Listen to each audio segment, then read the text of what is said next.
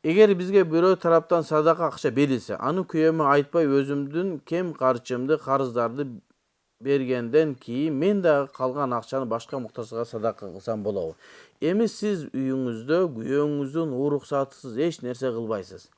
Шуну эсиңизге тутуп алыңыз. Үйдө эркек кожоюн болгон жерде ар бир нерсеге аял ошону урмат кылып, ошондон уруксат сурап, ошонун астында болушу керек.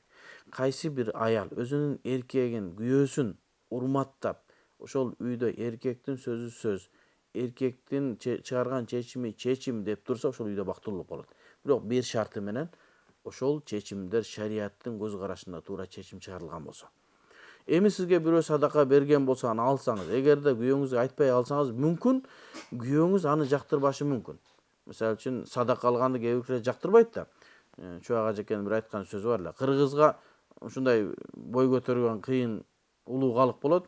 Ага акчаң берип атканда мына зекетим деп берсең, үйүндө наны жок отурса деле керек эмес деп кое берет дейт. Ошон үчүн мына сизге менден белек деп эле зекетиңи өзүң ниет кылып берсең жакшы болот деп айткан. Демек, ошол сиз садаканы алып атканда мүмкүн күйөөңүз менин аялым садака алып атат деген сөздөн уялып намыстанышы мүмкүн.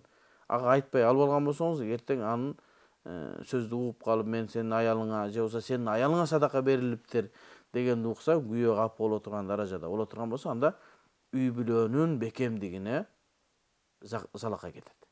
Ошон үчүн ар бир нерсени сураңыз. Ушундай акча келип атат, мен карыздар бар, башка маселелер бар. Бирөө жардам белек иретинде садака берип атат, алсам болобу деп сурап коюңуз дагы, анан калган айткан маселеңизди мына ошондой кылып чече берсеңиз болот.